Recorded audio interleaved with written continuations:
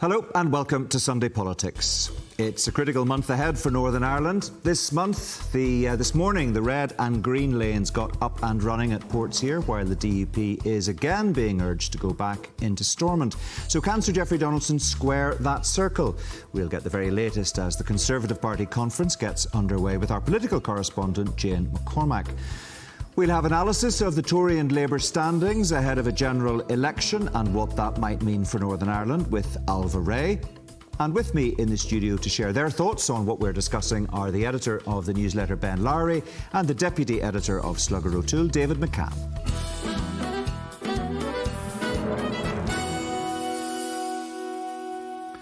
The message from the government to the DUP has been clear for months, from the Prime Minister's low-key pre-conference Northern Ireland interview last Thursday to the more colourful end-of-union warnings his NIO Minister Steve Baker has been issuing. There will be no change to the Windsor framework. Now get back to work. With the framework, or parts of it at least, becoming operational today, what can we expect this week at the Tory Party conference? Our political correspondent Jane McCormack is in Manchester for us today. Jane, I should just point out first of all that the NIO declined to offer up either Chris Heaton-Harris or Steve Baker to take part in the programme. So we're glad to have your thoughts on what seems to be cooking at the moment. Presumably, we're going to hear very specific calls this week for Geoffrey Donaldson to allow his party back to Stormont. Well, indeed, Mark. I mean, getting Stormont back remains the Conservative Party's big unfinished business. But let's not forget where we were when we were here 12 months ago. At that point, you had Steve Baker apologising to Ireland and the EU for some of his behaviour during the original Brexit negotiations. Then a few months later, the Windsor framework came along. We had this reset in relations with Brussels. But crucially, it's that reset at Stormont that remains elusive. And even though it's on the margins here, it is being talked about. We know the government are saying, look, things with the DUP are now at this crucial phase. So I think with that in mind, I don't think we're going to hear any direct digs, particularly at the leadership this week. I think they're probably going to be more careful and caveated in their language. Jane, I don't know how much of a sense you're getting of what the Secretary of State is likely to say in his keynote speech, but of course he wrote a piece for yesterday's newsletter which contains a few pretty big hints of where he's likely to go in those comments. And of course, it's no coincidence that he is making his speech when, as you say, that major milestone of the Windsor framework kicks in today, that red and green lane system that Chris Heaton-Harris was so heavily involved in securing with the EU. So, of course, he's going to spend a good bit of time talking that particular element of things up. I think, though, what we can also expect to hear is Chris Heaton-Harris talking about the Conservative and Unionist Party needing to pretty heavily bang the drum for Northern Ireland being an integral part of the Union. Now, his Unionist critics will probably say, well, actually, the proof of that will be in the pudding. Words are one thing, actions speak far louder than that. And I should say as well, I think it was interesting that in that newsletter piece that you mentioned when he talked yesterday about the DUP having given honest feedback proposals around this red and green lane system, that it actually made the whole system better and put it into a better place. So we gave them a bit of a hat tip. So I think that is one thing to look out for. And Jane, there was also a heavy hint in there, I think, that there might be some kind of financial package coming, or there could be such a package on the table that would help deal with some of the disparities in pay for people who work, for example, in the health sector, in education, dealing with waiting lists and so forth. One thing the government has always been reluctant to talk about is money publicly, but I think it's fair to assume that if we get to the stage where an actual deal, a package of measures is on the table that the DUP is being asked to sign up to, you have to assume that money is going to factor into this, given the budgetary situation that we find ourselves in. I think what we saw from Chris Heaton-Harris, that line yesterday in the newsletter piece about this package of proposals being drawn up for the DUP to look at, that's the first time to my mind that we've actually seen that in writing. So it would suggest that we are nearing the end game, but of course, crucially, the end game is going to depend on what the DUP verdict on all of this is. And we know at this stage, they still seem to be holding back. And Jane, just finally, what about this assurance that the DUP has been looking for, that Northern Ireland's place in the Union would be underpinned perhaps by some kind of legislation put through in Westminster? Do we know any more about what the Secretary of State might say about that? I think details of that are being kept under pretty much lock and key at the moment, Mark. But of course, we've had the rumour and the speculation around that for months upon, and the DUP saying, if you want us back in, we need our demands met. We need to have internal Northern Ireland's place in the internal market being secured. So I think whether or not we see that in place at one point, it might be either wishful thinking or whether it's on the table. But there's also the question of time around this, because Parliament is due to be dissolved for the King's speech on the 7th of November. That's for the government's plans for the year ahead. So really, I think we've got about a month or so for all of this to fall into place. And of course, that's not leaving to one side the DUP's challenge itself, Sir Geoffrey Donaldson, in a potential political straitjacket if he wants to get his party back into government. OK, Jane, we'll leave it there for now. Thank you very much indeed for that. Jane McCormick in Manchester for us today. Let's hear what Ben Lowry and David McCann make of what Chris Heaton-Harris and, of course, what Sir Geoffrey Donaldson have been saying. Welcome to both of you. Ben, it did seem as if the Secretary of State was setting out his stall in your paper yesterday, as I've just been talking to Jane about. A few carrots in there. What did you make of what he had to say? Well, there were carrots in there, but the other interesting thing is there weren't any sticks in the article that he wrote for us. So, for example, there has been a lot of scolding. There has been a lot of saying the Windsor framework won't change and all of that. And so the tone was markedly different. The first thing is that he was talking about the Windsor framework and all the improvements that it will bring. But I think unionists would point out that Chris Heaton-Harris was clearly saying not all, but most of those improvements are because the Northern Ireland Protocol never came in full, because rigorous implementation never happened. That was the first striking thing. The other thing was that he was really talking up. We also had a piece by Sir Geoffrey Donaldson, which was quite hard-hitting yesterday. But Chris Heaton-Harris was talking up the progress with the DUP. And one really significant thing, quite different from saying there'll be no change at all, saying we are going to listen to concerns and so on. So I think they realise that the scolding approach hasn't worked. And I think the other thing, just last thing I'd say on that, is that when you talk about how unionists react to this, I think unionists react with justifiable anger across the board. Unionists would expect the centre ground to share this. It doesn't seem to, but it doesn't share it, but bluntly. Anger that Sinn Féin brought down Stormont for 3 years. 3 years under no media pressure. Everyone was to blame, not Sinn Féin, until they got an Irish Language Act. Yeah, but we are where we are at the moment. No, I know, but a Conservative and Unionist government never once so much as hinted at criticism of Sinn Féin.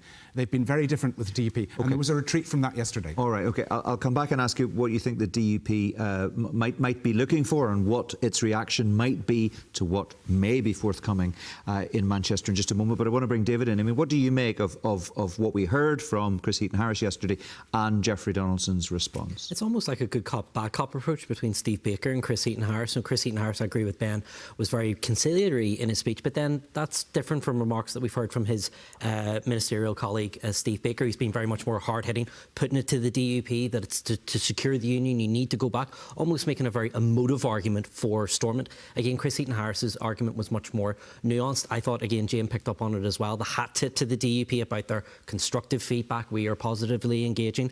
In a weird way, I think this actually ups the ante for the DUP conference, which is set to come just in a few weeks. I think people will now be really parsing Geoffrey Donaldson's speech, because if Chris Heaton-Harris does give more detailed proposals in his conference speech, we will be looking at Geoffrey Donaldson's own leadership speech in a few weeks at the DUP conference. OK, and what about what we've heard so far from Geoffrey Donaldson as a kind of quasi-response to what the Secretary of State said? Well, the interesting thing about Sir Geoffrey Donaldson's piece in our paper was that it was very hard-hitting in tone. And if you had asked me at the beginning of the summer, I would have thought that there was a possibility of the DUP making a break for it. There was this improvement in relations with Doug Beattie and the Ulster Unionist Party, maybe looking for UUP cover and the understanding he wouldn't bring everybody in the DUP with him. Yesterday's piece was most striking. It didn't actually rule anything out. In fact, when you read it quite closely, clearly doesn't rule things out. And it seems almost in a way, when talking about democratic deficit, to accept that there will be some sort of EU rule. But the piece was hard-hitting, and it makes me think Stormont isn't going to return, certainly not in the coming weeks. OK. Well, we'll tease all of that out in a little bit more detail later in the programme. But for now, thank you both very much. Indeed, we'll be hearing from David and Ben again. We'll also be hearing from the Westminster insider Alva Ray as well. But let's pause for a moment to examine the green and red lanes in a bit more detail. You'd have heard a lot about them already, but the chances are you'll probably hear a great deal more in the weeks ahead. To explain more, here's our business and economics editor, John Campbell. Let's start with the basics. The Windsor Framework does fundamentally the same thing as its predecessor, the Northern Ireland Protocol. It keeps Northern Ireland inside the EU's single market for goods. That means goods can flow unimpeded across the border with the Republic. But it means some controls and checks on goods coming from the rest of the UK. The protocol was never implemented in full due to so-called grace periods. When Rishi Sunak and Ursula von der Leyen reached a new deal earlier this year, it was basically an acknowledgement that the original protocol was unworkable and needed to be changed. The big idea was that goods which are coming from GB and which are staying here should get easier treatment. That's where the green lane and the red lane come in. Goods which are coming from GB and are due to be sold to consumers here, they can use the green lane. That means minimal paperwork and no routine checks. But goods which are intended to go across the border to the Republic, they will use the red lane. That means they'll need full customs paperwork and could be checked at the ports. There's also a significant change to how food is treated. It's one of the biggest problem areas. Under the protocol, food coming in here needed to be manufactured to EU standards. But under the framework, UK food standards will apply. The flip side of this is that some food products arriving here from GB will need this label, not for EU. You'll also see posters with a similar message in the shops. This is to reassure the EU that products which don't meet its standards aren't being sold in the single market. But there'll be no prohibition on shoppers from the Republic taking goods home. This all sounds straightforward, but businesses say that preparing for it has been more complicated than the government first suggested. John Campbell there. So let's look at the reaction of businesses and politicians to the new arrangements.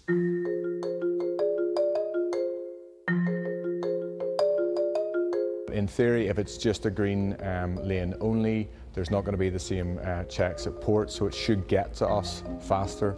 Unfortunately, the challenge is a number of our goods come in groupage, and so if one load in that is red lane, it will have to be checked at the port and go through that process. So we're hopeful, but again, this is all new. We've had elements of this before, but we've had grace periods, so this is new for all of us as we just figure this out. Sadly, some of the guidelines were only published in July, so therefore interpreting those guidelines has been a lot of toing and froing as to how they're actually going to be implemented. But relatively speaking, largely speaking, we're fairly happy that that we'll be able to keep the choice and value that people are already experiencing in Northern Ireland, keep all that going. When you look at the volume of goods that are moving, and they're moving every 24 hours, you have large retailers who are moving over 200 lorries a week here to Northern Ireland, each one of those with several thousand products on them. That takes an enormous amount of work to prepare for these new processes. We only got the guidance at the end of July, so it's been a very stressful summer for those involved, but they've worked hard to ensure that we're in the best place possible. Well, I think what's clear is that the Windsor Framework is here to stay. That has been made abundantly clear by the UK government, and our position has always been one of practical reality and pragmatism.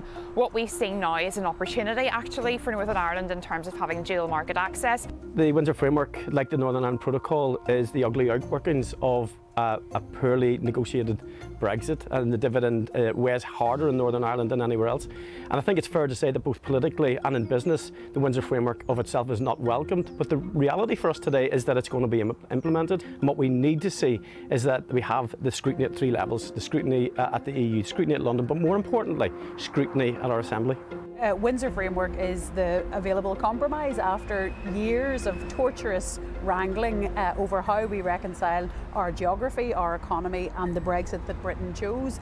The framework is what we have. It is coming whether people like it or not, and there are major economic opportunities for this region in it.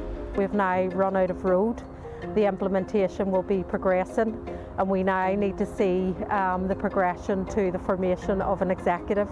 Time has run out. The perspectives of politicians and businesses. Of course, it's the DUP which is continuing the block on Stormont operating because of its opposition to the arrangement. Here's what the East Antrim MP Sammy Wilson told Good Morning Ulster on Friday. On Sunday it will be confirmed that Northern Ireland has got a border in the Irish Sea. Despite what the Prime Minister said about the Windsor Framework, despite what the Secretary of State has said, we're going to have goods of all nature checked to some extent coming into Northern Ireland. We're going over the next year to see physical border checkpoints built. Sammy Wilson, so let's discuss the challenges that lie ahead for businesses and politicians alike. Ben and David are still with me, and we've been joined by Alva Ray, who hosts the Westminster Insider podcast for political and rights for the New Statesman. Alva, thanks for being with us today. Just first of all, what are you hearing about conversations that are happening between Chris Heaton-Harris and the DUP?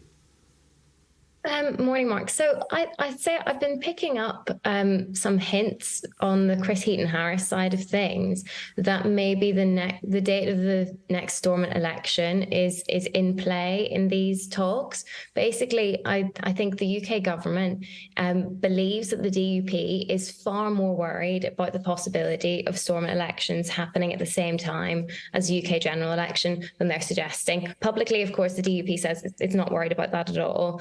The UK government thinks otherwise. They are very aware that Jeffrey Donaldson is facing quite a tough fight in his Westminster seat against Saoirse Eastwood. And so I think I'd say it's no more than a hint, but definitely the UK government is really pointing to the fact that the date of the next Stormont election is within the gift of the Secretary of State. And so I think there's almost a little bit of a hint that that could be a bit of a bargaining chip in these talks about getting Stormont back up and running. I mean, that's interesting because we don't need a Stormont election, of course, for quite some time. We had one in June of last year, so that's not even 18 months ago. Are you suggesting that the DUP seems to perhaps want to renew its mandate if it actually goes for whatever package ultimately is on the table from Chris Heaton-Harris? Well, potentially, but definitely it's more, I think, on the government side, thinking about what cards they still have up their sleeve. These talks with the DUP have been going for a long time. Obviously, there was a lot of hope that in the autumn the DUP would get back into Stormont. That hasn't happened. Speaking to people here in Westminster, you say, well, what could you possibly still do? And the response is, well, there's this date of a possible next election. On the DUP side, it's less clear whether they want to renew that mandate, but definitely the date of the next Stormont election is in play, and it could be sooner than we think. Yeah, I mean, what's interesting is it's Chris Heaton-Harris who holds the cards at the moment as Secretary of State. But, you know, in a year's time, that could be Hilary Benn because Keir Starmer could have won the general election. How much do you think that is featuring in the DUP's mind in terms of deciding what decisions it might make in the immediate future? Well, I think Labour has made no secret of the fact that they would like to see a closer working relationship with the European Union. There's definitely a hope that if they were in government, they would strike a new agreement on sanitary and phytosanitary things to make the movement of goods easier, which would help everyone in Northern Ireland, but in particular would make the DUP's situation a little bit easier. So definitely, I suppose on the DUP side, they know that Labour coming into government would likely ease some of those tensions on the Irish border, whether things get resolved under the Conservative government or not. Yeah, and that could weigh heavily on the DUP's minds, deciding whether or not to accept whatever is on the table from Chris Heaton-Harris, because it may feel that holding out for a Labour administration would be better. Have you any sense of, from your Westminster contacts, because we've got significant voices within the DUP who, of course, sit in Westminster rather than notionally sitting in Stormont, any sense of where that conversation's going? I think that there is a little bit of a sense that it might seem unlikely, but a Labour government could be a bit of a saving grace. It's no more strongly than that, but definitely Keir Starmer's recent interview with the Financial Times, I think, was noticed by the DUP. Him saying that they would look for a closer relationship. I think that then that expectation that things could be resolved without the DUP having to do more that's definitely something that they are aware of. Yeah, interesting. Alva, stay with us. Shadow Secretary of State, of course, Hilary Benn, coming to Northern Ireland for a couple of days to meet the parties. Ben, that's going to be interesting to see what he has to say or what he hears from those parties in the context of what we've just heard from Alva about a potential discussion about a fresh Stormont election? Yeah, well, there's a number of things. It was on, I think it was in this very studio with you that I remember talking about Hilary Benn speaking very critically against the Northern Ireland Protocol. And we're talking about somebody who, obviously his father, Tony Benn, was a hardcore United Irelander, but Hilary Benn was very, very pro-EU and yet was scathing about the time when the movement really turned across the board against the Northern Ireland Protocol and realising that there were problems with it. Hilary Benn was there. So his appointment is very interesting. And I think what Alva's saying, I think his appointment is very significant because it's one that unionists would be comfortable with, others would be more dangerous. And therefore, I hadn't heard this about Stormont being in the thinking, the Stormont elections. Certainly, unquestionably, a big calculation is the Westminster election. And a clear feeling within many unionists that when you look at the seminal unionist disasters, suspension of Stormont, Anglo-Irish Agreement being worst of all, arguably, Northern Ireland Protocol, that it was Conservatives who did this and that you sit it out and that you wait for Labour. My own feeling is that that's a very perilous course. But if you were in that line of thinking, the appointment of Hilary Benn would be reassuring because you wouldn't expect Hilary Benn to do anything radical. OK. David, what do you make of it? I mean, Alva's caveating the suggestion that a fresh Stormont election could be part of the discussion. It's not a deal breaker, apparently, but it may be in the mix. Does that surprise you? I'm getting flashbacks to this time last year. Do you remember Chris Heaton-Harris walked us all up to the hill and then at the very last minute he backed away from a snap election in December of last year?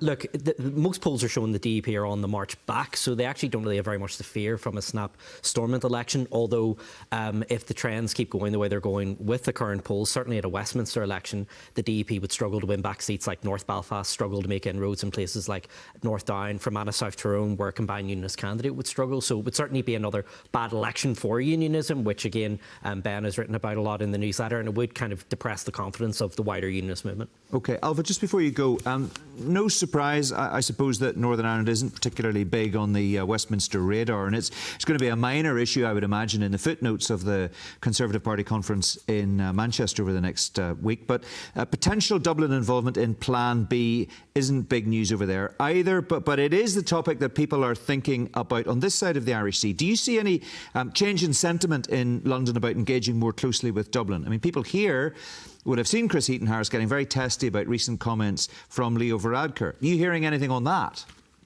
I would say the testiness has been a consistent theme.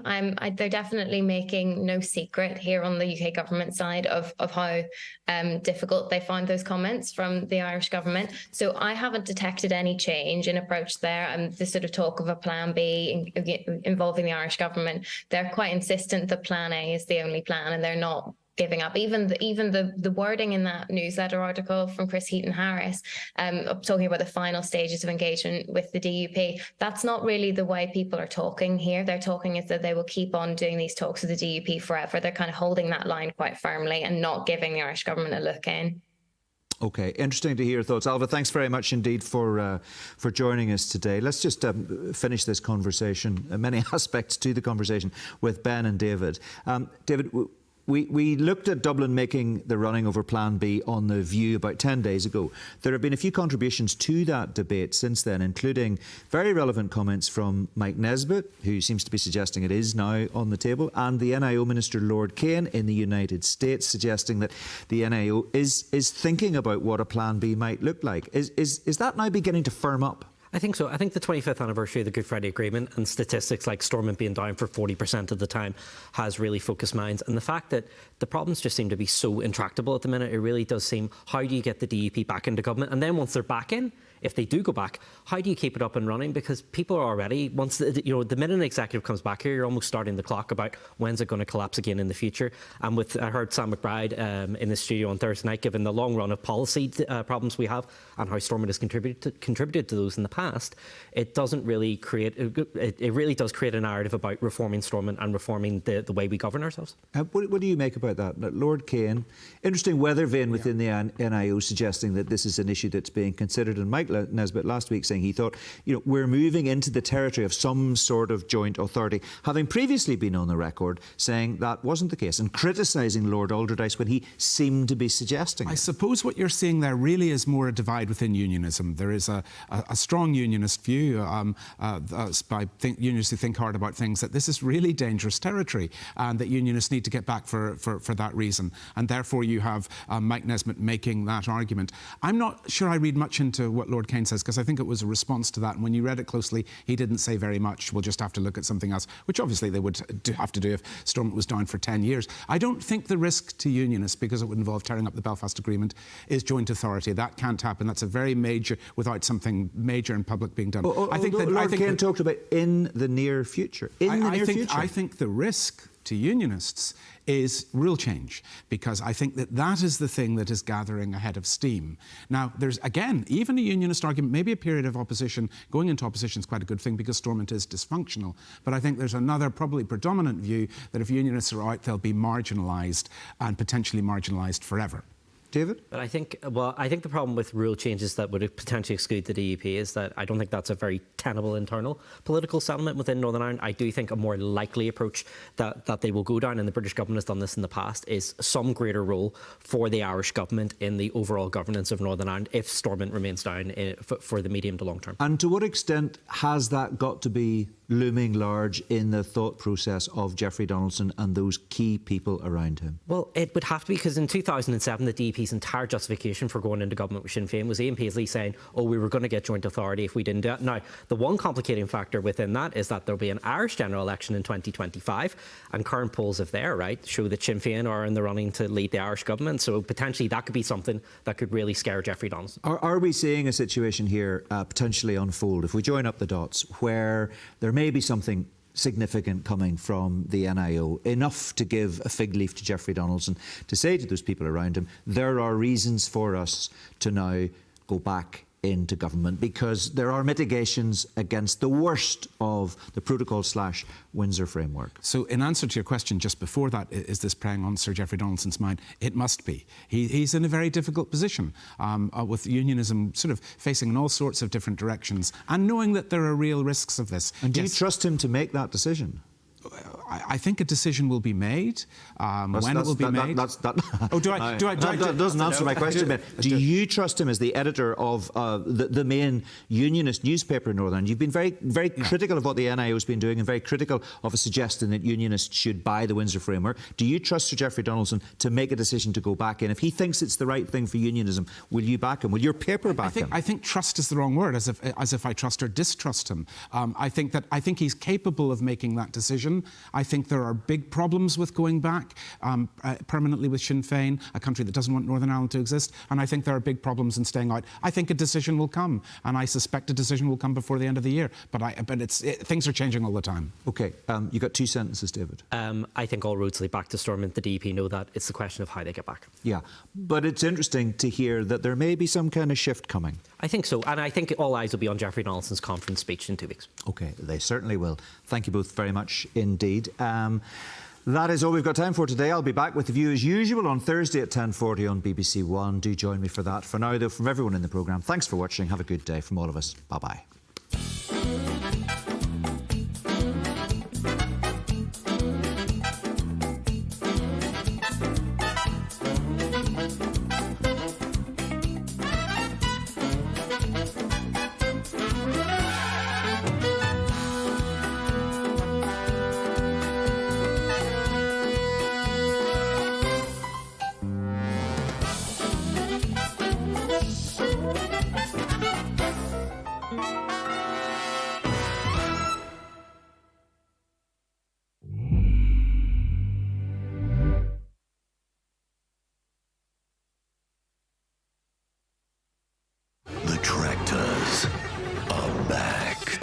This next challenge is below the balls.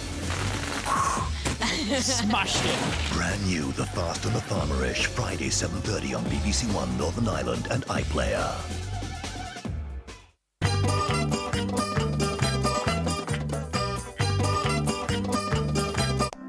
Welcome to Understand the Economy, the series that takes you back to basics. In this episode, stocks and bonds.